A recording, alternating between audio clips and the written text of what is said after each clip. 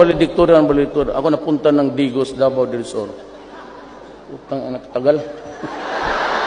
Na took me 7 years sa high school. Oh, palakbay lang. Sabi ng nanay ko, Rodrigo, ang teacher yun eh. Wala ka nagipag-asa kasi 75, 70. Tumatama na yan. Basta makaakyat lang, parang hagdanan niya eh.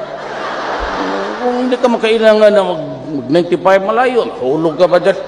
Handaan lang. Sabi na, so my mother never really, what's sad is that hindi niya ako naabutan sana maging presidente. At tatay ko talagang tagal na namatay. He left this universe. Talagang walang sabi niya hanggang pantalan. Bisaya yan eh. That's a cliché or an idiom in Bisayan. Pag sinabi hanggang pantalan ka lang, ibig sabihin yung kargador ka lang. Ayan ang tatay ko, ikaw?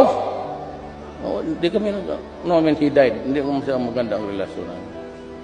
Hindi siya believe sa akin. Ikaw, pantalan ka lang. Si kargador, gusto mo? Sabi ko, basta bayaran lang ako sa karga ko. Okay naman yan. Kaya 75. Sino pa?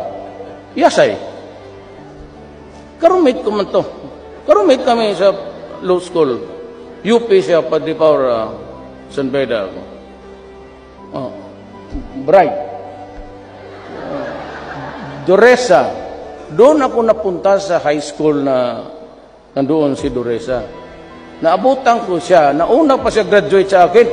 Anak niya. High school. Ano ba to?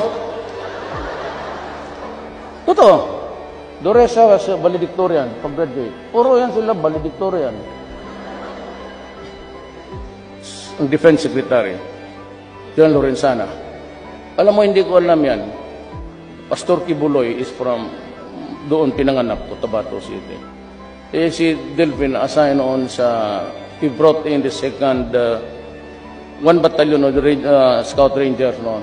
Davao, magulo. At siya, tapos nakilala kami because I was mayor. Kaya siya, nung naghanap pakapa ako, valedictorian. Alam mo kung sinagsabi sa akin? Pastor Kibuloy. Yan ang valedictorian namin. Sa PMA. PMA ito. Puro valedictorian, Cairo, good lawyer, si General Esperon. He is my advisor sa national security. Kung tignan mo,